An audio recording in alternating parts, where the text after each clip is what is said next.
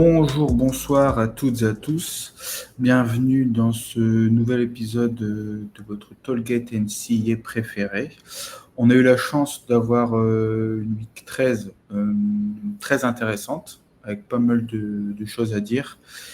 Et donc on arrive déjà dans la dernière week de la saison régulière, qui elle aussi va être encore très très intéressante, avec de nombreux matchs à évoquer, de nombreuses confrontations. Aujourd'hui, je suis accompagné de mon ami Rosu. Salut Rosu, comment tu vas? Salut à tous, ça va bien, petite semaine tranquille avant d'attaquer ce qui sera une des plus grosses semaines de l'année, si ce n'est la plus grosse semaine de l'année. Donc très impatient d'aborder cette week 14 et puis content de faire un petit retour sur cette week 13 où il n'y avait pas tant que ça de gros matchs, beaucoup d'équipes qui jouaient des petits cupcakes quand même. Tout à fait. Donc ça nous a permis de voir les quelques gros matchs justement sans être complètement enseveli sous le nombre de matchs, comme ça peut nous arriver certaines semaines.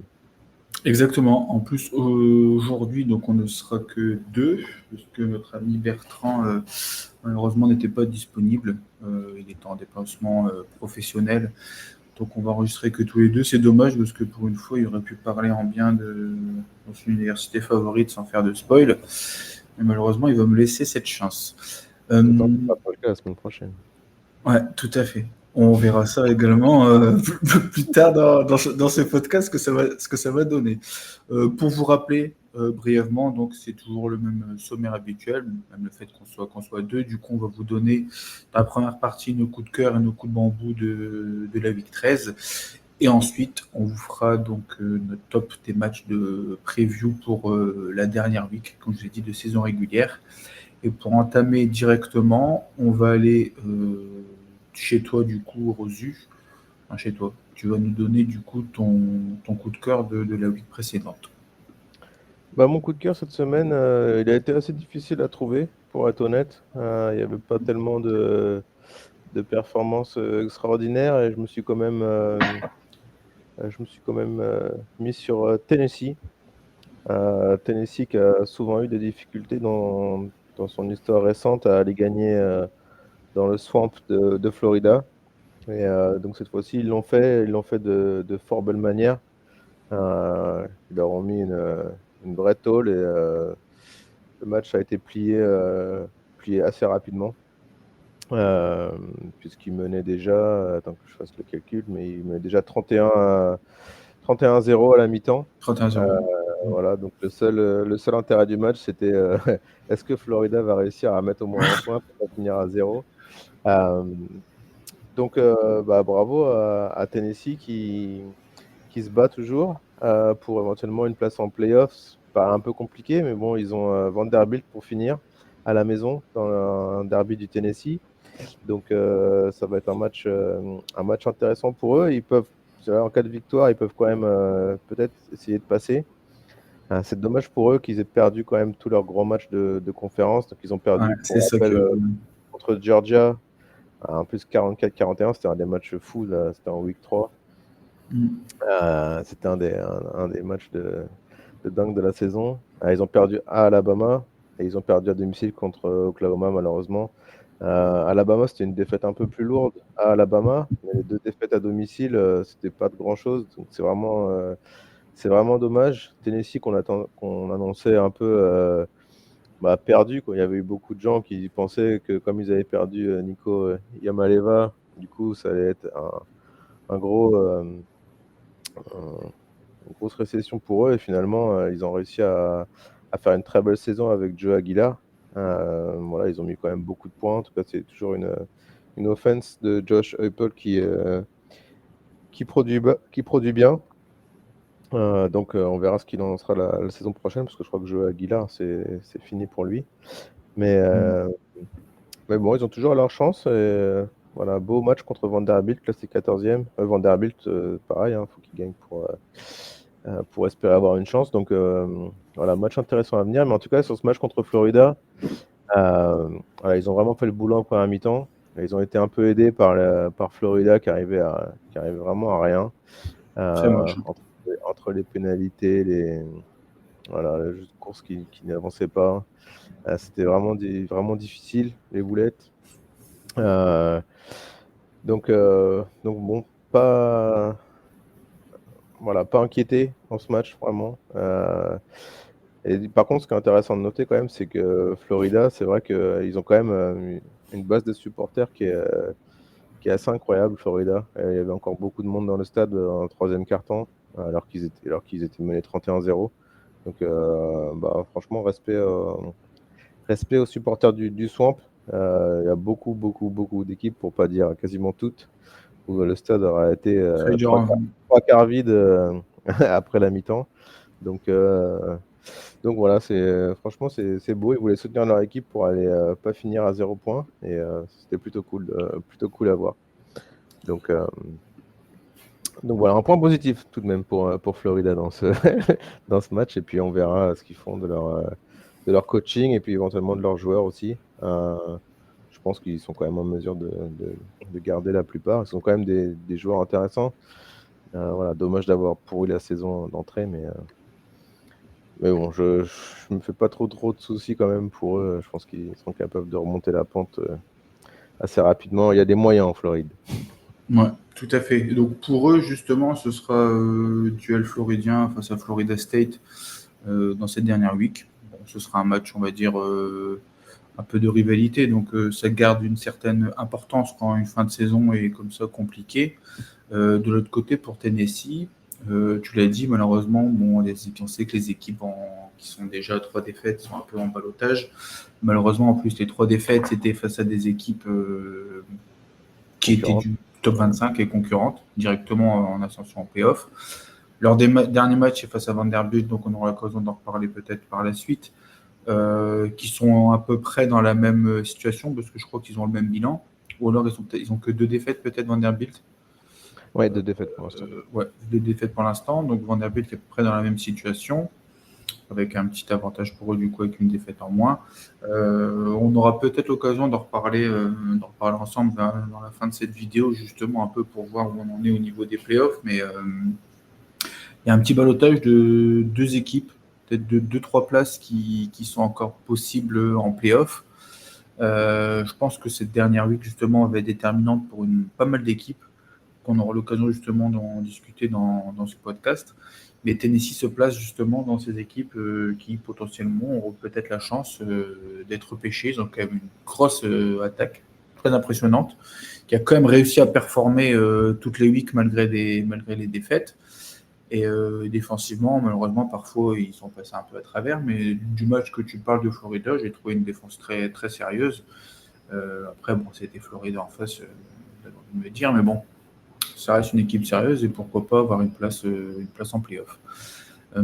Pour avancer, du coup, on va aller sur mon coup de bambou. Et donc, du coup, moi, j'ai un coup de bambou, encore une fois. C'était pour pas donner un coup de cœur aux Sooners. C'était un coup de bambou pour Missouri.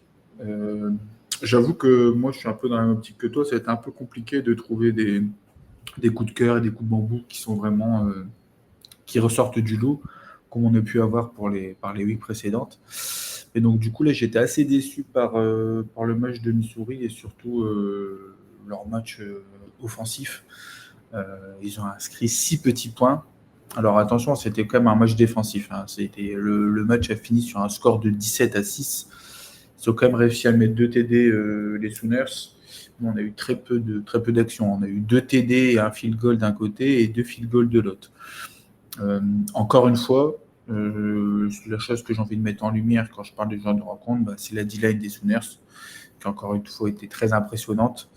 On savait que les Tigers, leur force était leur jeu de course, avec le duo Ahmad Hardy et Jamal Roberts. Malheureusement, le premier, pour 17 courses, fait 57 yards. C'est trop peu pour un Hardy qui faisait quand même une très très grosse saison. Et l'autre Roberts, malheureusement, sur 10 courses, il a fait 14 petits yards. C'est trop peu pour pouvoir développer une attaque correcte. Avec derrière, on avait le retour de Beau Priboula qui avait loupé les 2 derniers matchs. C'était un match un peu compliqué pour lui. Il finit à 20 sur 36.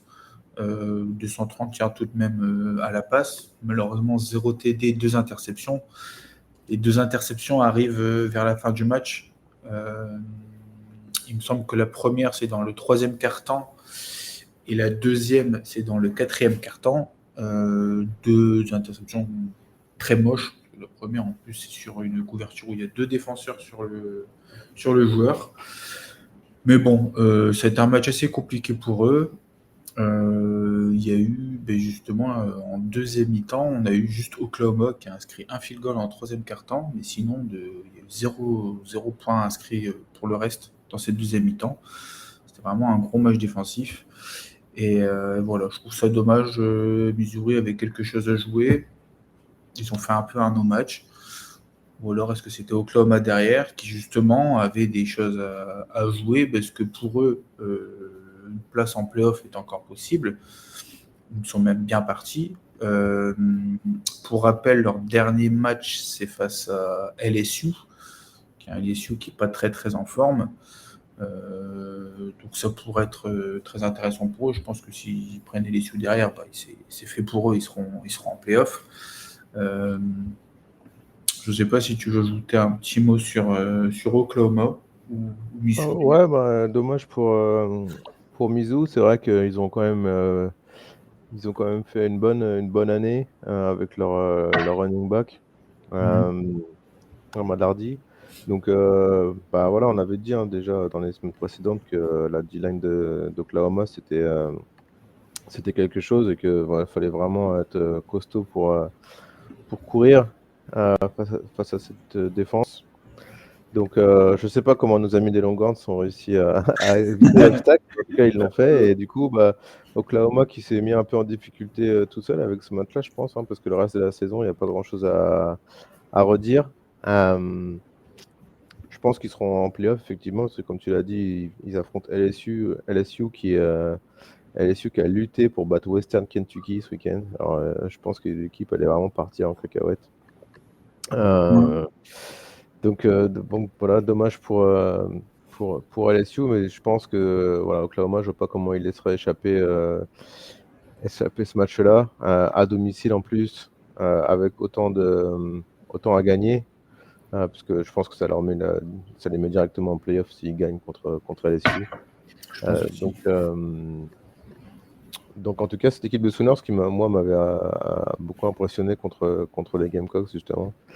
C'est le seul match où vraiment les Gamecocks se sont fait latter sans vraiment pouvoir résister sur rien. Donc ouais, belle équipe Oklahoma en tout cas. Puisque tu ne veux pas le dire, je vais le dire. Après, c'est particulier, tu vois, parce que justement, le match contre Texas, je les ai pas trouvés très impressionnants. Déjà, défensivement, je les avais pas trouvés aussi forts. Pourtant, leur D-line, elle est impressionnante quand même depuis le début de saison, mais je ne les ai pas trouvés aussi impressionnants que ça, alors que nous, pour le coup, on a une line de merde. Derrière, contre les Gamecocks, j'avais pas regardé le match. Par contre, j'avais regardé le match contre Ole Miss derrière. Et pareil, franchement, je ne les avais pas trouvés impressionnants du tout.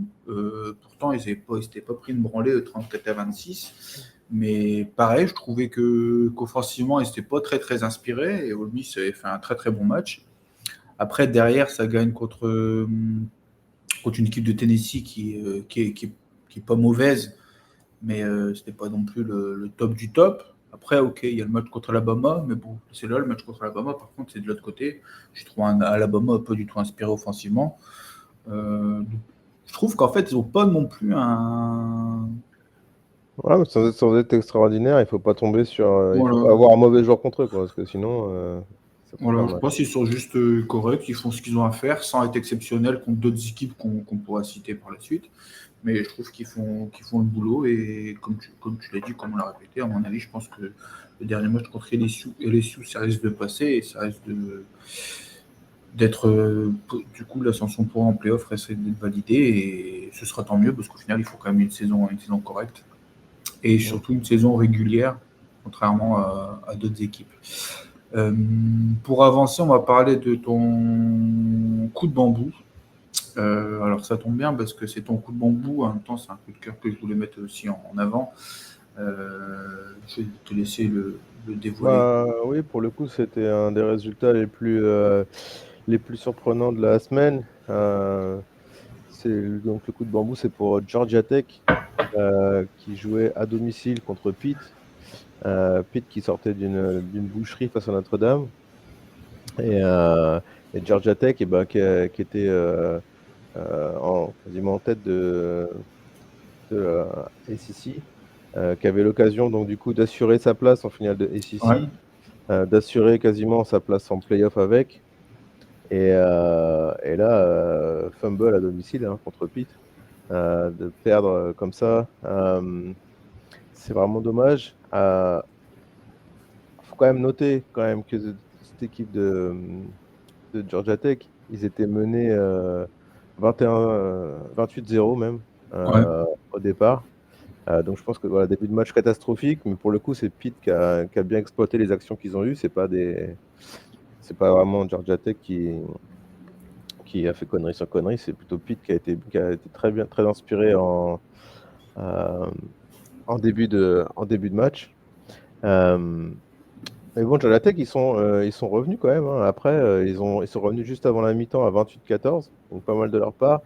Et alors qu'ils poussaient pour revenir vraiment tout à la fin, quand il y avait 35-28, euh, ils ont laissé passer un run pour 50 et quelques yards de Pitt qui a fini en touchdown. Donc là, bon, c'était un peu plié, mais malgré tout, ils ont quand même fait un peu frémir nos amis de Pitt qui pensaient peut-être pas avoir un match si compliqué après une entame de match incroyable. Donc, ouais, je suis un peu déçu quand même pour Georgia Tech au final, parce que Georgia Tech, ils Ouais. ont King qui est senior et donc c'est sa dernière année. Et ça, t'avais l'impression que c'était un peu la fin du cycle un peu pour Georgia Tech, même si c'est une équipe qui a bien progressé, mais justement avec Haynes King. Donc qu'est-ce qui arrivera pour eux la saison prochaine, je sais pas trop. Mais ouais, dommage, parce que là, je pense qu'ils ont raté l'occasion d'aller en finale de conférence et d'aller en playoff sur ce match-là. Donc voilà, comme quoi il faut jamais baisser la garde, même même un carton, parce que voilà, après, des fois ça peut être trop dur de remonter. Donc voilà, dommage pour eux et puis bravo à Pitt qui lui par contre se place Ça se place bien bien. Ouais. pour la finale de conférence ACC, euh, qui sera potentiellement gagnable aussi, hein. Et donc qui gagne la conférence ACC ira en playoff. Donc du coup Pittsburgh qui ne sont pas classés parce qu'ils ont perdu hors conférence. Ouais. Euh, et au final, ils pourraient bien se retrouver à avoir le ticket gagnant s'ils arrivent à remporter la SEC. Ben, justement, on en avait parlé la semaine précédente. On disait que c'était la conférence qui allait être la plus compliquée, à savoir qui allait pu sortir du lot. Je pense que Georgia Tech a tout perdu parce que, pour rappel, derrière, leur dernier match sera face à Georgia. On va en Ouais, reparler. ouais, Lors du duel de Georgie, donc bon, ça risque d'être compliqué pour eux justement d'accéder du coup en finale de conférence et par la même occasion en playoff. Derrière, on disait qu'il y avait quelques équipes justement qui étaient un peu là en renard en attente de pouvoir faire quelque chose. SMU, Pittsburgh surpasse bien. Ils sont 6-1 en conférence. Pareil pour Virginia. On a Miami qui est derrière, qui est en sac 2 en balotage aussi, qui aura un dernier match à jouer. Je ne me souviens plus contre qui, mais je pense que c'est mal parti quand même pour Miami. bah, c'est Pittsburgh, je crois. C'est Miami-Pittsburgh. Mais bon, Miami, le problème, c'est qu'ils ils ont déjà 2 défaites. Là, si Pittsburgh le prend face à Miami, bon, je pense que pour eux, c'est fait. Si jamais c'est Miami qui le prend, il faudra voir SMU ou Virginia ce qu'ils ont joué. Bon, ça risque. Virginia, il joue à Virginia Tech, donc compte tenu de la forme de Virginia Tech actuellement, Ouais. euh, bon, ils ont le destin entre les mains, hein, Ouais. Virginia. Et SMU, c'est California. Donc, je pense que ça va peut-être être eux les deux grands gagnants de cette saison en SEC, qu'ils ont entre guillemets des matchs un peu plus faciles, parce que derrière Pittsburgh, Miami, ça va être le duel, à moins que Pittsburgh batte Miami et c'est réglé.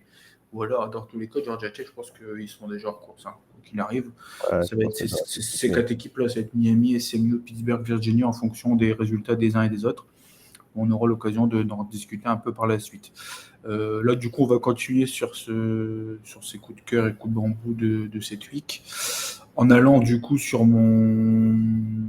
Sur mon coup de cœur, pardon. Donc encore une fois, c'était un peu compliqué de trouver un coup de cœur qui pouvait ressortir. Mais quel autre coup de cœur je pouvais donner, surtout qu'en plus j'ai eu la chance d'être présent au stade. Oh, surprise!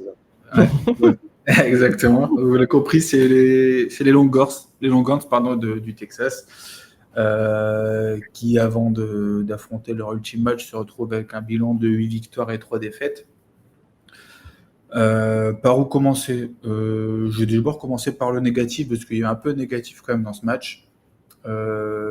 À part dans cette fin de... Les stats qui arrivent en fin de match, j'ai toujours du mal un peu à les mettre en avant, parce que c'est un match qui était un peu déjà dessiné, la victoire pour les Longhorns. Mais je trouve qu'on a encore eu beaucoup de mal à développer notre jeu de course. Ça, encore une fois, c'est à cause d'une O-line qui est pas ultra performante. Mais pourtant, on a quand même un duo, Wisner-Baxter, c'est quand même un très beau duo de running back dans cette ligue. Ils auraient dû faire beaucoup plus. Alors, les stats finales ne reflètent pas, parce que Wisner, il se retrouve à 67 yards, et encore 67 yards, c'est pas énorme. Mais il y a vraiment, ils ont beaucoup couru dans ce quatrième quart-temps, parce que le match était déjà plié. Je suis très déçu. J'espère qu'ils vont trouver une solution pour ça. J'ai vu qu'ils avaient recruté pas mal de running back déjà qui vont arriver pour la saison prochaine. J'espère que la O-line va s'améliorer à fond. Et l'autre, du coup, petit bémol, c'était justement notre défense contre la course de l'autre côté. Anthony Hill Jr. a été blessé, on l'a ressenti tout de suite. Mais de l'autre côté, tu as quand même Tellen Green, pardon, qui court plus de 50 yards, qui a fait beaucoup de mal dans cette première mi-temps, qui après a été benché, j'ai pas vu si c'était pour blessure ou autre. Et ensuite, leur run à Washington Junior, qui fait une très bonne saison aussi, il a mis encore plus de 100 yards face à notre défense. Ça, c'est quelque chose qui n'est pas logique normalement, face à une équipe d'Arkansas. Par contre, pour partir dans le positif direct, je suis content, on a retrouvé un Sark très créatif au niveau de son playbook et des jeux appelés, des jeux appelés au bon moment. Une bonne variation dans l'appel des jeux aussi, malgré le fait qu'on ait eu du mal à développer notre jeu de course. Et je pense que la stat que vous avez sûrement dû voir passer partout, c'est Arch Manning, qui est le premier joueur des Longhorns à réussir un TD à la passe, à la course et à la réception. Je sais que Rosu va être très content d'en parler par la suite. Mais franchement, j'ai vu un match très impressionnant de la part de Arch Manning. Alors, encore une fois, c'était face à une équipe d'Arkansas. Mais ce qui est important, c'est la continuité qu'on a eue dans ces différentes weeks. Même malgré la défaite de Georgia, je pense que depuis Mississippi State, tout ça s'est un peu accroché. Derrière, on a eu Vanderbilt, que j'ai également présent. Là, on a eu un gros match de Arch.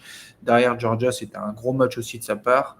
Et là, contre Arkansas, c'était un gros match aussi. Alors, j'espère qu'il va continuer dans cette lancée, parce qu'il y aura un très gros match à jouer dans cette dernière week. Dernière chose que j'ai envie de dire pour eux, c'est on a vu encore énormément de drops, inadmissible pour moi à ce niveau-là, mais une attaque un peu plus intéressante et des receveurs un peu plus efficaces dans leur tracé. Là, on a quand même à peu près 4-5 joueurs que Arch peut avoir confiance, avec donc le tight end Edris, Moore, Wingo, Mosley et Livingston. Ça permet d'avoir pas mal de solutions en attaque.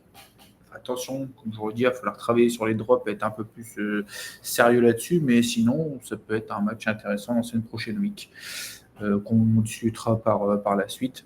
Je ne sais pas, Rosu, si tu veux ajouter un petit mot sur Texas, la performance de Arch, par hasard.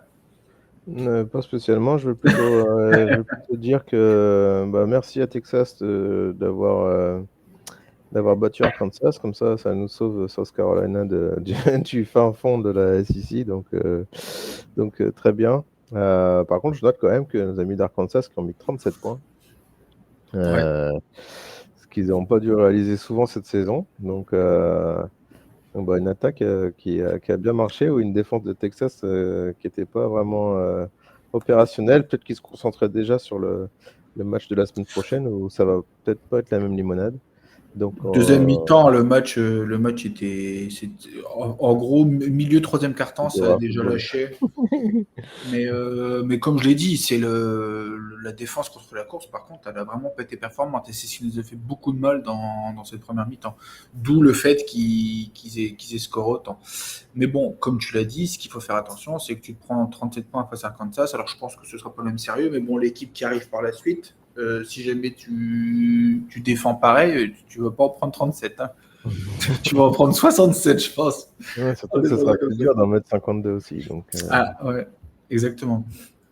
Donc on va peut-être pas en parler. Bon, on va faire. allons-y, alors, enchaînons sur nos matchs de la semaine. Du Allez, coup, on va enchaîner sur les matchs qui nous intéressent. Je voulais faire la transition sur le match de Texas, mais on va continuer à faire dans l'ordre chronologique des matchs. Euh, le premier qui arrive, ça va être un duel en Géorgie, donc on l'a un petit peu évoqué. C'est le match entre Georgia Tech et Georgia. Georgia qui, je pense, a déjà acquis sa place en playoff et aura juste à confirmer face à un Georgia Tech qui est un peu dos au mur, comme on vous l'a dit. Malheureusement, sans victoire pour eux, la finale de conf et les playoffs, ce sera mort. Sans trop de surprise, Georgia est largement favori dans ce match. C'est un peu dommage parce que si Georgia Tech avait fait ce qu'il fallait face à Pittsburgh, ils auraient peut-être été dans une situation un peu différente. Ils auraient peut-être pu se permettre bah, de perdre cette rencontre. Malheureusement, ils vont devoir gagner cette rencontre. Euh, En sachant que Georgia, même s'il y a défaite, je pense, a une chance d'être en playoff. Est-ce qu'ils vont jouer ce match à 200% ou alors est-ce que peut-être ce sera la mini ouverture qui va permettre à Georgia Tech de pouvoir remporter ce match? Ou alors pour toi, ça va être, il va y avoir no match et Georgia va écraser Georgia Tech? non, c'est un match de rivalité important en Géorgie, justement, ce match. Donc, même si Georgia Tech avait rien à jouer, c'est le genre de match sur lequel il faut faire une bonne prestation un peu pour l'honneur, hein. Beaucoup de supporters. Donc Georgia Tech, ils jouent à Atlanta, alors que Georgia, ils sont à Athens, donc Ouais. quand même assez à l'extérieur. Donc il y a beaucoup de diplômés effectivement de Georgia qui vivent à Atlanta. Donc c'est un peu la rivalité du coin. Donc il n'y a aucune raison que l'une des deux équipes prenne ce match par-dessus la jambe. C'est important pour les supporters, et en college football, les supporters, ça a quand même une grande importance. Donc ouais, non, je pense que Georgia Tech, ils voyaient peut-être ce match comme un peu une finale avant la lettre pour aller en play-off. C'est peut-être pas forcément le cas, mais je pense quand même que voilà, ils donneront tout pour finir convenablement et essayer de battre Georgia, même si bon, on a vu tâche plus aisée. Ça, c'est clair, au vu de la saison de Georgia qui fait liste parmi les favoris justement en playoff. Euh, Avec une saison un peu particulière pour Stockton parce qu'il fait une bonne saison, ils ont une très grosse attaque. On sait qu'ils peuvent s'appuyer sur un duo, donc à la course de Frazier qui fait une très grosse saison et Branch de l'autre côté qui fait une très grosse saison et sous. Stockton, statistiquement, c'est pas une saison non plus exceptionnelle. On va dire qu'il fait le job. Qu'est-ce que tu penses? Est-ce que tu penses que c'est un QB qui pourra les amener loin en playoff? Ouais, ouais, moi je pense que c'est un QB qui est un peu underrated, justement, au contraire de certains autres. Euh, voilà, sous prétexte voilà, qu'il y avait l'affaire Carson Beck l'année dernière et Carson Beck qui se barre. Mais bon, si Carson Beck se barre, c'est aussi parce que la Georgia, ils savaient qu'ils avaient Stockton dans l'effectif. Et on a vu l'année dernière en playoff qu'il a quand même Qui a tenu, joué, qui était bon. tenu Hein. la route. Donc là, avec une saison en plus d'expérience, moi je trouve que voilà, qu'il fait le boulot. On dit qu'il n'est pas exceptionnel, mais bon, il marque aussi à la course, etc. Donc, non, pour moi, c'est un très bon QB. Et je ne vois pas du tout Georgia être désavantagé par ça. Et au contraire, même, le fait d'avoir autant d'armes à côté de lui, justement, ça aussi permet de ne pas avoir trop de pression sur lui, par exemple, ou quelque chose comme ça. Donc, bon, voilà. Georgia, c'est un effectif quand même pléthorique, hein. Donc, ouais, moi je l'aime bien et je trouve que c'est pas lui qui empêchera Georgia d'aller au bout, en tout cas. C'est important d'en parler parce que je trouve il fait un peu partie des oubliés justement pour le Iceman. On parle énormément d'autres QB comme Mendoza ou Zayn ou je ne sais plus les noms qui avaient Reed aussi. Mais donc du coup je trouvais ça étonnant avec un Georgia qui est aussi costaud qui soit pas un peu Ouais, plus ça flash peut-être un peu moins, mais bon, ouais c'est ça peut-être. Mais il est quand même là, il fait quand même ses stats, il fait gagner son équipe. Qu'est-ce qu'on peut lui demander de plus?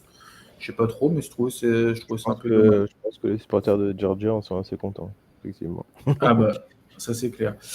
Et donc vous l'avez compris, ça risque d'être un match sous tension, d'une belle rivalité. Ah oui, je t'ai pas demandé, du coup, toi tu vois quel résultat dans ce match? Ouais, plutôt de Georgia, hein, quand même. Mais, Quand même, ouais. bon, on verra dans quelle mesure. C'est vrai qu'en plus, quand même, Georgia Tech, ils ont quand même dû prendre un sacré coup au moral, là. Ah bah ça c'est sûr, je pense que le match face à Pittsburgh, ça va pas ranger les choses, hein. Mm. Mais bon, voilà, je pense qu'on verra quand même une belle victoire de Georgia, qui validera sa place en playoff et qui en même temps annulera les chances de playoff de Georgia Tech par la même occasion. Je pense que ça peut être top pour eux dans une rivalité de prendre l'ascension en playoff et derrière d'éliminer ta rivalité d'État. Ça peut être toujours intéressant. Justement, en parlant de pouvoir valider son ascension en playoff et de retirer ton adversaire d'État, on va passer dans cette deuxième rencontre. Donc, ça va être le duel texan, pour une grosse rivalité entre Texas et Texas A&M. Par quoi commencer dans ce match? Plus je fais ce podcast, plus j'aime Texas A&M. C'est impressionnant. Ouais, non, Texas A&M, on va voir est-ce qu'ils vont nous faire la première mi-temps contre South Carolina ou est-ce qu'ils vont nous faire la deuxième mi-temps de South Ouais. Carolina? Je sais que c'est un C'est ça peu... aussi, parce que si on reste sur pour le moment les infos globales qu'on a, on a du coup les Aggies qui sont pour l'instant invaincus en 11-0. Je pense que pour eux, même une défaite face aux Longhorns, ils auront quand même leur place en playoff et même potentiellement en finale de conférence. Il faudra vérifier après au niveau des autres équipes. Je pense qu'ils seraient un peu en difficulté quand même. Même s'ils n'ont pas perdu contre ceux qui sont juste derrière Parce que tu dans auras. le Ouais, classement. faudra voir Georgia, faudra voir Georgia, ouais. Faudra voir, ouais. Bah, en fait, je pense pas, parce que bon, Georgia restera en 7-1, Texas A&M il sera en 7-1, et donc du coup, t'as qui? Ouais, Ole Miss. Ole Miss, et Alabama potentiellement.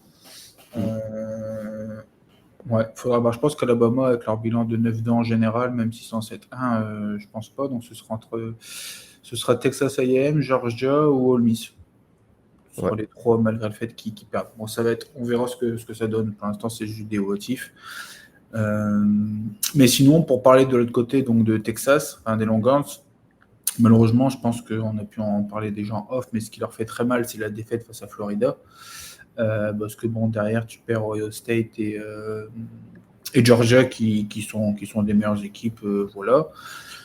On sait que les équipes qui sont à 3 défaites, malheureusement, c'est compliqué pour l'ascension en playoff. Par contre, voilà, j'ai vu pas mal de choses autour. Pour moi, je pensais que c'était une saison qui était terminée.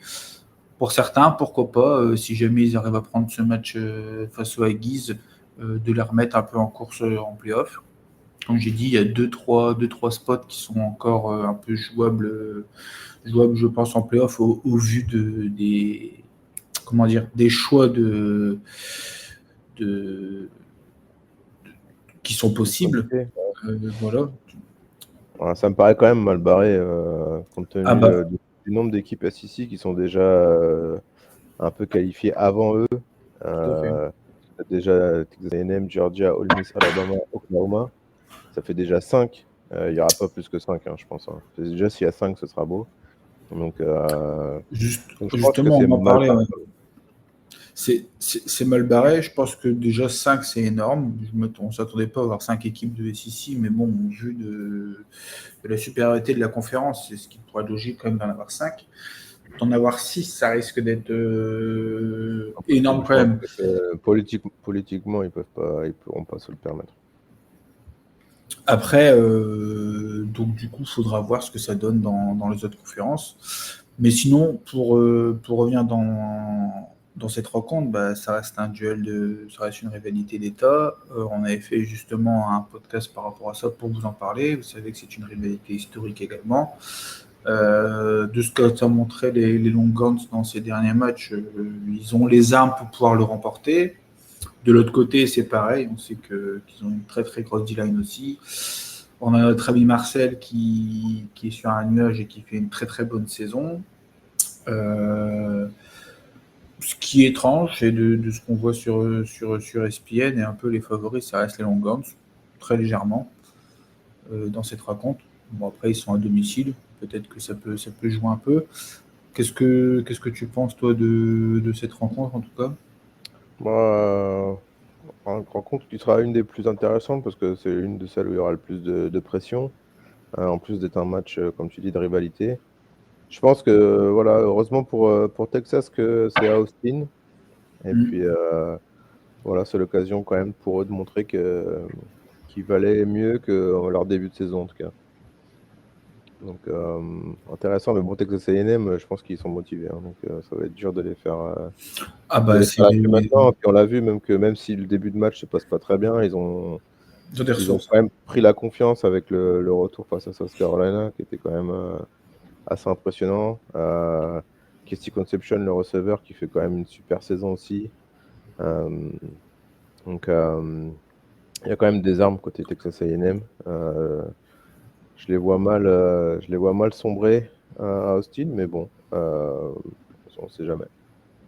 Ce qu'il ne faut pas oublier, c'est qu'en plus, c'est une saison historique pour eux. C'est un des meilleurs départs depuis je ne sais plus quelle année, mais ça remonte à un bon moment. Là, ils ont la possibilité de battre leurs rivaux historiques et en plus de ça, de valider derrière une saison parfaite en 12-0. Je pense que niveau motivation, ça va être pas mal aussi de son côté. Du coup, un petit prono pour ce match. Texas A&M. Je sais pas pourquoi je demanderais. Contrairement à beaucoup d'après les trucs de betting. Donc, ouais, non, ça va être, je pense que ça va peut-être être la rencontre, la rivalité la plus serrée qu'on va avoir pour cette week. J'ai pas tout en tête, mais c'est là avec le plus d'implications, clairement. Ouais, c'est ce que je pense. Pour avancer à noter quand même que cette semaine, c'est le Thanksgiving aux États-Unis. Thanksgiving, c'est jeudi. Mais du coup, il y a beaucoup de gens qui font le pont. Et donc, il y a beaucoup de matchs, donc ces deux-là notamment, qui seront vendredi. Donc, on aura des gros matchs et vendredi et samedi. Donc, super semaine, la meilleure semaine de l'année du college football. Exactement. Pour finir en beauté en plus. Au vu en plus de. C'est clair qu'avec toutes les grosses rencontres qu'on a, c'est top parce que ça va pouvoir permettre de regarder quand même plusieurs matchs. Oui, surtout par exemple, même pour moi qui vais voir les matchs, c'est quand ça tombe un jour où South Carolina joue à domicile, du coup c'est un peu plus compliqué de voir les autres matchs, comme par exemple le USC Oregon que j'aurais bien aimé regarder.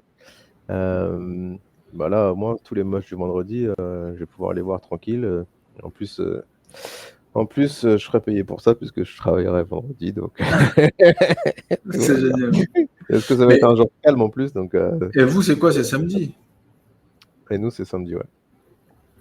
Mais c'est à Clemson, par contre, non? Non, c'est à South Carolina. Ah ouais? Okay. Bonne nouvelle aussi. Bon, on aura l'occasion de dire quelques mots aussi là-dessus par la suite. Ouais. On va avancer donc du coup sur la troisième rencontre qu'on a sélectionnée. Donc ça va être le duel entre Michigan et Ohio State. On va commencer par quelque chose qui me tient à cœur, c'est au niveau du calendrier d'Ohio State, qui n'a pas été très exceptionnel. Ils sont pour l'instant en 11-0. Ils sont premiers de la ligue. Et là, ils affrontent Michigan qui est 18e. Alors, le problème, c'est que ça va seulement être la troisième équipe qui joue dans le top 25, avec Michigan qui était 18e, Illinois qui était 17e, et la première week donc face à Texas. Bon, on sait que c'était quand même une première week compliquée, etc. Ça me chagrine toujours de ce genre d'équipes qui sont aussi bien classées avec un calendrier comme cela. Michigan derrière qui ne fait pas non plus une saison très impressionnante, même si c'est mieux que ce que je pensais quand même. Ils ont gagné les matchs qu'ils avaient à gagner. Ils ont perdu aussi les matchs qui étaient annoncés un peu plus faibles face à Oklahoma et face à USC. USC qui fait une très bonne saison aussi, on pourra peut-être en parler par la suite. Mais donc du coup dans cette rencontre, moi personnellement je pense que Ohio State est grand favori et risque de remporter ce match. Je ne sais pas pour toi, Rosu, qu'est-ce que tu penses de cette rencontre? Ouais, grand favori, comme tu disais. Pour l'instant, ils n'ont pas spécialement rencontré trop de gros. Donc attention à ce match-là, parce que s'ils perdent, dans un certain sens, ça la fout mal, comme dirait l'autre, de perdre contre le 18e juste avant la sélection. Donc ils seront en finale de Big Ten très certainement. Quand il arrive, je pense.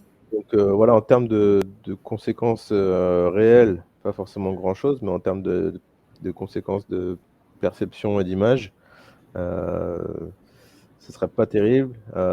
Michigan, qui, entre guillemets, va devoir sauver sa saison, même s'ils sont quand même à 9-2, hein, c'est correct. Mais bon, clairement, pour Michigan, ce sera le gros match. Michigan qui est dans un nouveau cycle avec donc leur nouveau quarterback. Ils ont un jeu de course très performant aussi. Donc je pense que Ohio State va falloir quand même se réveiller, enfin se lever tôt en tout cas pour aller chercher cette victoire à Michigan qui se laissera absolument pas faire. Donc voilà, un des matchs les plus regardés, des plus gros matchs du college football, que les équipes soient bien classées ou pas, ça ne change pas grand-chose. Ça reste une des plus grosses rivalités du college football. Donc voilà, intéressant. On va voir ce que va faire Ohio State. On attend un peu de voir justement comment ils se situent face à une équipe un peu plus robuste. Et même, je pense que pour eux, ça va être une répétition bienvenue avant les playoffs, d'affronter une équipe un peu plus costaud qu'à l'habitude. Mais justement, par rapport à ce match de cette finale de conférence, bon là pour le moment, on a donc Ohio State et Indiana qui sont tous les deux invaincus. Indiana joue face à Purdue, donc je pense qu'ils ont des grandes chances de prendre ce match et de finir du coup invaincus et d'avoir leur place en finale de conférence. Par contre, derrière, si jamais par malheur Michigan arrivait à prendre ce match, on a Ohio State qui serait en 8-1 dans cette conférence. Et derrière, on a Oregon qui a réussi à gagner ce match face à USC. Et Oregon, leur dernier match, ils jouent face à Washington. Ça risque d'être une victoire aussi pour eux. Donc on aurait Ohio State, Oregon et Michigan qui seraient à égalité en conférence. Michigan a déjà 2 défaites, donc je pense que ce serait compliqué pour eux. Ah ouais, mais ils auraient le tiebreaker contre Ohio State du coup. Ouais, mais est-ce que Oregon ou Michigan pourraient piquer la place d'Ohio State en finale de conférence face à Indiana? Bah ouais, bah comme je te dis, Michigan, il serait à 8... S'il gagnait, il serait à 8-1 en conférence comme Ohio State. Et en plus, Voilà, comme ils auraient battu Ohio State, de il passe facto, devant. il passerait devant. Donc ouais, je pense Et qu'il y aura un Oregon aussi, du gros coup. gros match. Bah, Oregon, il sera pareil, ça dépendra de ce qu'ils ont fait, Oregon. Je Ils sais sont pas face à si. Washington. Ouais, mais est-ce qu'ils ont battu Michigan dans l'année? Je pense qu'ils ont battu Michigan. Non, ils n'ont pas battu Michigan. Non. Ils ont perdu contre Indiana et après ils ont battu USC et Penn Ouais, State. non, ils ont pas joué. Ouais, Ouais. donc je sais pas trop quoi. Moi, je pense qu'ils feront avec du coup, le record overall, donc un peu meilleur, parce ils seront en 11-1. Ouais. Donc, Donc ce ouais, serait Oregon. Oregon contre Indiana. Ce serait Oregon Indiana. Mm. Et Bon, voilà, c'est beaucoup de spéculation, hein. ouais, Ohio tout à State a fait. pas perdu, loin s'en faut. Donc, Mais bon, c'est le but un peu, on est là pour ça justement, ouais, essayer de ouais. présenter un peu tous les différents aspects qu'on pourrait avoir. Mais encore une fois, en Big Ten, c'est pas non plus joué avant cette dernière week, quoi. Pas Ouais. Indiana qui part bien placé, mais non, en SEC, en Big Ten et en SEC aussi, où pour le moment, on ne sait pas trop qui va prendre le devant. Ça reste bien serré un peu partout. Du coup, pour avancer sur les prochaines rencontres, cette fois-ci, on va aller en SEC. On a déjà eu l'occasion d'en parler un peu, mais là, la rencontre qu'on voulait vous parler, donc évidemment, c'est le duel entre Miami et Pittsburgh. Miami qui est pour le moment 13e du classement et qui a malheureusement donc perdu face à... C'était qui le premier match déjà? C'était Louisville. Face à Louisville et face à SMU en prolongation.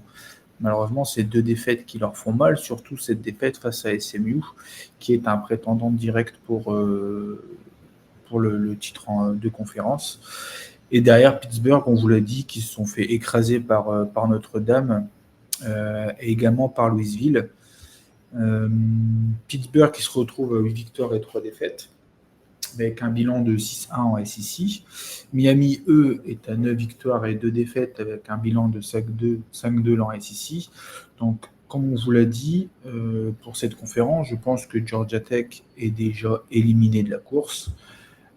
Celui qui s'en sort le mieux, ça reste Virginia, qui donc du coup est pour le moment en 6-1 en conférence. Et leur dernier match, comme tu l'as dit, c'est face à Virginia Tech. Donc ils auront une chance de valider leur ticket pour cette finale de conférence. Et donc derrière, je pense que nous avons un duel entre trois équipes. Euh, mais attention tout de même, parce que comme je vous l'ai précisé, les deux équipes, Pittsburgh et Miami, ont perdu face à SMU. SMU qui se retrouve le dernier match face à California, qui risque d'être un match assez facile pour eux aussi.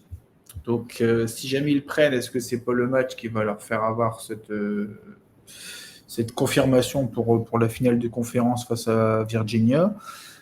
En tout cas, Miami et Pittsburgh, leur but clairement, c'est de gagner pour choper une place en finale de conf, sans regarder ce que les autres équipes font. Au vu de leur dernière rencontre, Pittsburgh arrive quand même avec plein de motivation en ayant écrasé Georgia Tech. Miami reste cependant tout de même favori dans cette rencontre. Qu'est-ce que tu penses de ces duels en SEC? Bah, c'est un des matchs avec vraiment le plus de tension, même Ouais, par rapport à ceux qu'on a évoqué juste avant, qui avaient déjà pas mal d'implications. Mais pour le coup, celui-là, c'est vraiment le match, c'est entre guillemets une demi-finale des SEC. Euh, je pense que voilà, Miami, s'ils gagnent, c'est pas dit qu'ils sont en finale de conférence, mais quand même, ils auront une bonne chance d'aller en playoff vu leur classement actuel. Euh, Par contre, s'ils perdent, là, c'est mort, hein, pour eux. Donc, eux, c'est des défaite interdite. Donc, c'est entre guillemets un peu déjà un match de playoff pour Miami. Parce que là, ils peuvent pas se permettre de perdre celui-là. Et, et pour Pitt, pour Pitt, c'est un peu pareil, hein. Soit ils arrivent à accrocher la finale de conférence et la gagner pour aller en playoff. Sinon, trop compliqué. Donc, pour les deux équipes, c'est un peu voilà, il n'y a pas le choix, il faut gagner absolument. Donc, je pense que ce sera un gros match. Malheureusement, le hasard du calendrier fait que ce sera en même temps que le Ohio State-Michigan. Donc, je Ouais. pense que ce sera quand même beaucoup moins suivi globalement. Mais pour le coup, c'est peut-être un match qui vaut le coup. Je pense qu'il n'y a aucune des deux équipes qui vraiment voilà, peut être sortie du match avant la fin. Je verrais bien un match tendu là. Et, enfin, en tout cas, j'aimerais bien. Et, et donc, on verra ce que ça donne pour ce match-là. Mais en tout cas, de grosses implications pour les deux équipes. Défaite interdite. Et encore une fois, comme on vous l'a dit juste avant pour la Big Ten, pour cette SEC, donc si jamais on a potentiellement, encore une fois, on parle avec des si, mais si Pittsburgh arrive à battre Miami, que SMU batte California, ça sera deux équipes avec exactement le même bilan, en 7-1 et en 9-3 d'overall. Et donc, du coup, petite vérification, ils ne se sont pas affrontés, les deux équipes. SMU a battu Georgia Tech et Miami. Donc, encore une fois, ce sera compliqué à trancher pour voir qui ira affronter Virginia en finale de conférence si Virginia prend leur match. Ouais, Parce parce que que, c'est pareil, comme eux, ils jouent contre Virginia Tech, donc qui sont un peu dans une saison difficile, mais Virginia Tech, ils ont un énorme buzz qui vient avec le fait qu'ils ont recruté le coach James Franklin de Penn State, ouais, euh, qui sera dans une conférence quand même plus facile et qui a déjà commencé à ramener certaines recrues qui étaient avant Penn State et qui arrivent. Je pense que Virginia Tech, voilà, tous les joueurs, ils sont un peu en audition pour l'année prochaine. Qui dit changement de coach, je dis voilà, changement de statut pour tout le monde éventuellement. Donc, et puis voilà, il n'y a rien qui leur ferait plus plaisir que de calmer leurs voisins de Virginia. Donc voilà, ils sont pas favoris, mais attention, non pas sous-estimer voilà, un match de rivalité comme ça. Euh, un match de rivalité comme d'autres dont on va pouvoir parler rapidement après, qui clairement peuvent sauver une saison. Hein. Donc, donc voilà, c'est pas encore fait quand même pour Virginia. tout à fait. Ben justement, pour essayer de conclure là-dessus, on peut aller. Est-ce que tu veux aller sur le Vanderbilt Tennessee ou tu veux directement sur le South Carolina Clemson? Ben, on peut commencer par le South Carolina Clemson, qui pour le coup a un match avec moins d'implication que le Vanderbilt Tennessee, Hmm. mais, mais par contre beaucoup d'implications au niveau local. Clemson, donc, qui est en Caroline du Sud aussi. Pour le coup, c'est le gros match. Clemson qui a fait une saison de merde, South Carolina qui a fait une saison de merde. Donc, là, pour les deux équipes, c'est le match à gagner Sauver la saison, quoi. pour sauver la saison. Voilà, c'est Hmm. clair. Là, pour le coup, que ce soit Clemson ou South Carolina, celui qui perd, ça va être une off-season difficile. Beaucoup de choses qui peuvent s'améliorer. Au contraire, s'il y a une victoire dans ce match-là. South Carolina qui avait gagné à Clemson l'année dernière, ça avait failli coûter la place au playoff aux Tigers et amener South Carolina dedans. Bon, les dieux du football en avaient décidé autrement. Mais voilà, cette année, il y a plus de place en playoff qui tiennent. Mais par contre, il faut absolument gagner. Et je pense que voilà, je regrette un peu que ce match soit à midi, heure locale. Je pense que ça aurait mérité un gros match de nuit à South C'est Carolina. clair. Ça aurait renvoyé la sauce. Mais je pense que déjà, ils seront bien accueillis, nos amis de Clemson.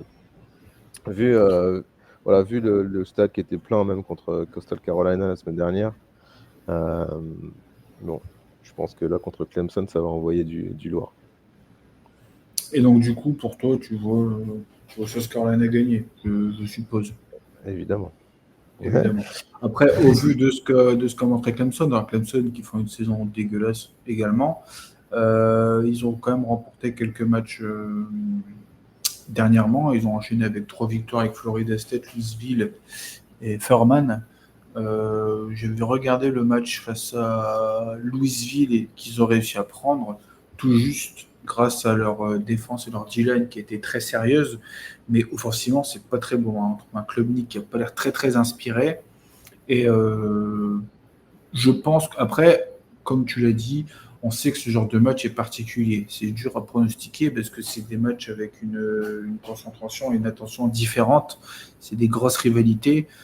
Tout peut arriver dans un match de football à ce niveau-là, même des petites histoires d'arbitrage, des concentrations, attention à des pertes de balles parfois qui peuvent jouer un match ou des pénalités. Mais je pense que dans ce sens-là, South Carolina a l'air quand même favori dans cette rencontre.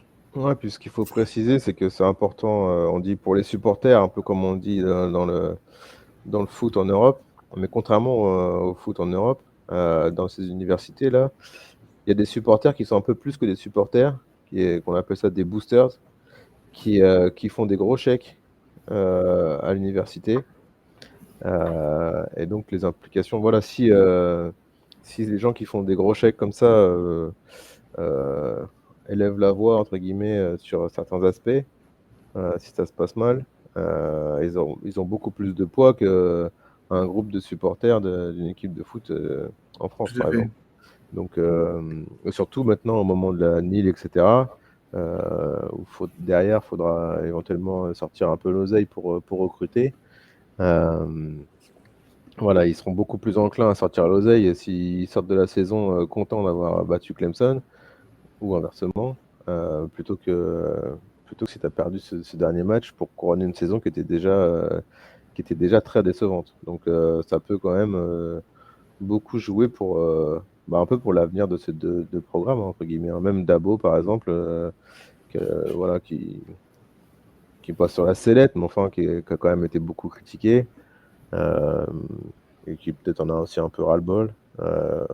Voilà, il est pas mal critiqué pour sa gestion du transfert portal, etc. Ou sa non-gestion du transfert portal plutôt. Donc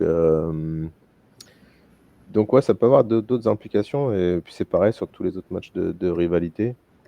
Du coup, on peut un peu parler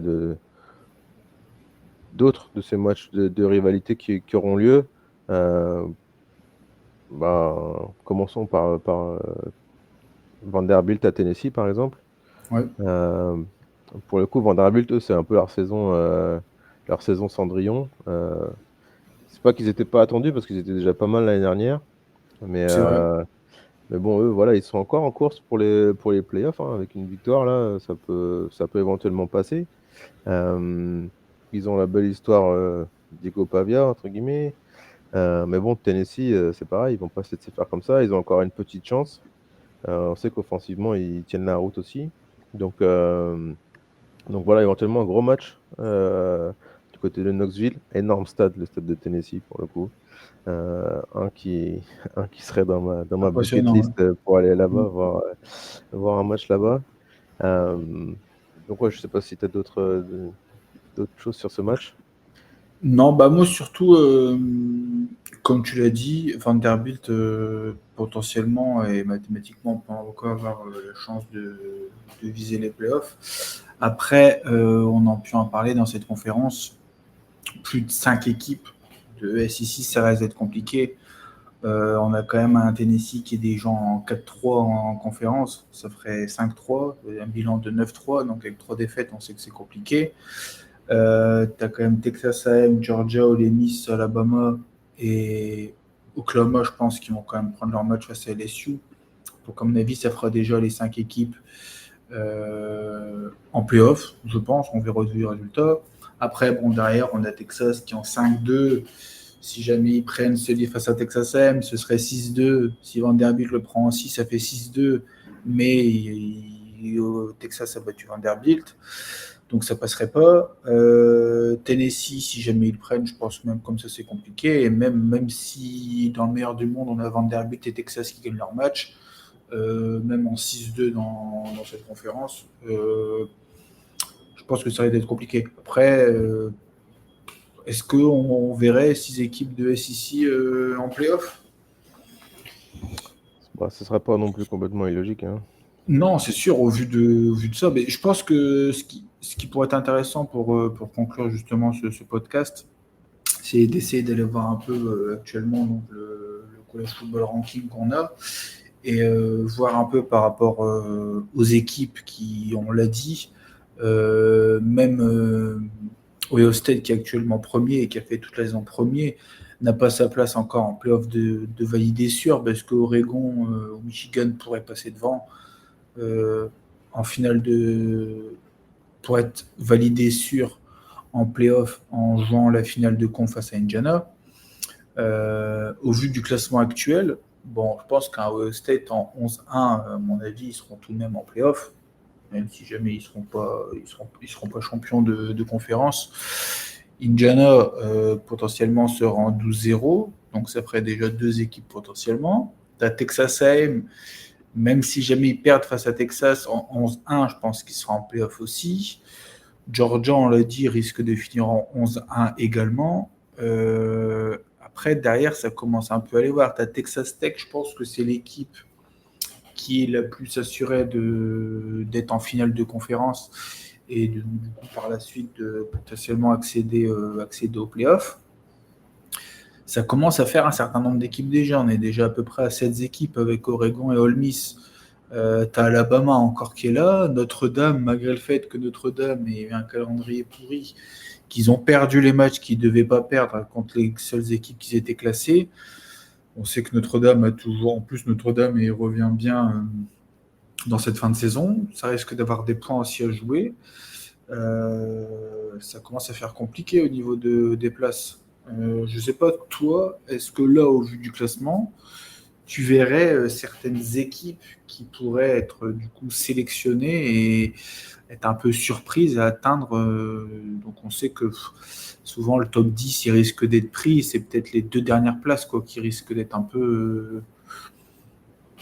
Ouais, bah, les deux dernières places, je pense que voilà, dans le Big 12, on a BYU, dont on a parlé plusieurs fois dans le podcast, Ouais. qui est en 11-1 là, donc qui finit bien sa saison. Utah, qui est aussi pas trop mal, 9-2. Voilà, qui sont quand même aussi bien classés. Donc, pas impossible qu'il y ait au moins deux Big 12. Après, pour les autres discussions, pour la petite équipe, on a James Madison, on a North Texas Dans le Texas qui est bien. Hein. qui sont pas mal aussi. Donc, il y aura une de ces deux-là, je pense, qui aura une place. Pour le coup, ça, c'est un système que j'aime bien quand même, même si Ouais. je pense que voilà, ils sont là pour se faire un peu dégommer au premier tour. Malgré tout, je trouve que c'est bien de donner la chance à une équipe d'une plus petite conférence.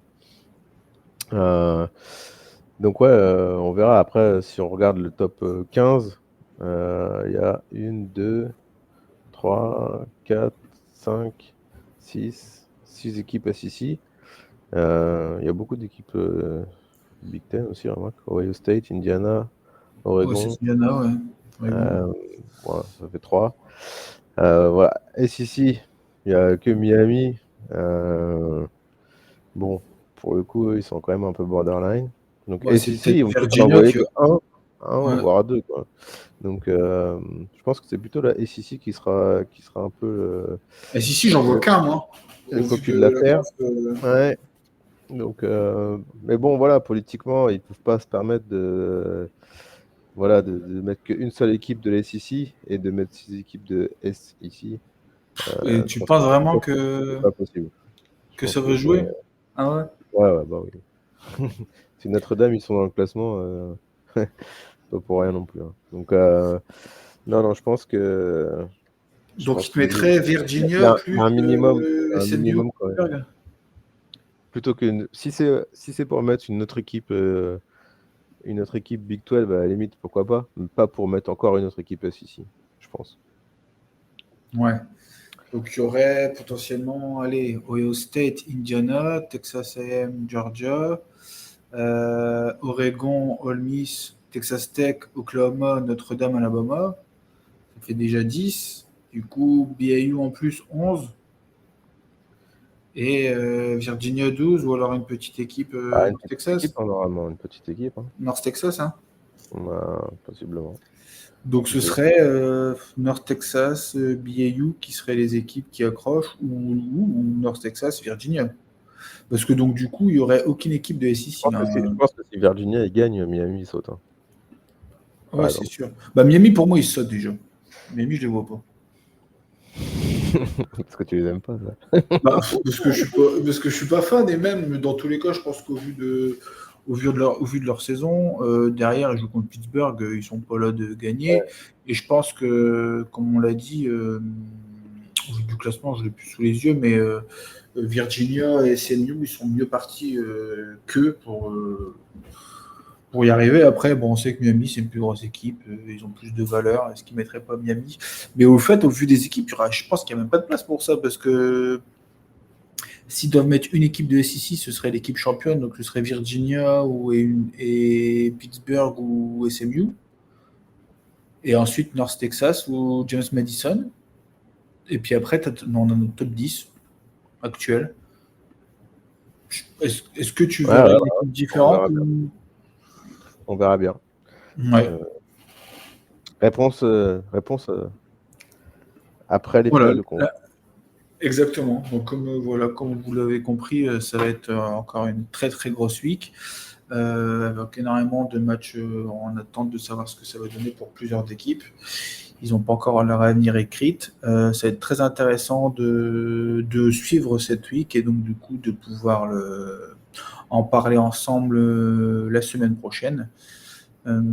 Bertrand sera de retour la semaine prochaine. Je serai moi aussi de retour chez moi en France. Ce sera quand même plus simple aussi pour pouvoir enregistrer. Et donc voilà, donc je voulais vous dire merci de nous écouter et de nous suivre. Merci à toi Rosu de m'avoir accompagné aujourd'hui. Et on a pu quand même parler de pas mal de matchs très importants pour cette week. Je ne sais pas si tu voulais ajouter un petit mot avant de non, préparez-vous bien, faites-vous un petit Thanksgiving à l'américaine et préparez-vous pour 2 jours de college football. Ça va être top. Exactement, parfait. Merci beaucoup, très bonne journée, très bonne soirée. Salut à tous. Et à très bientôt. Salut, ciao, ciao.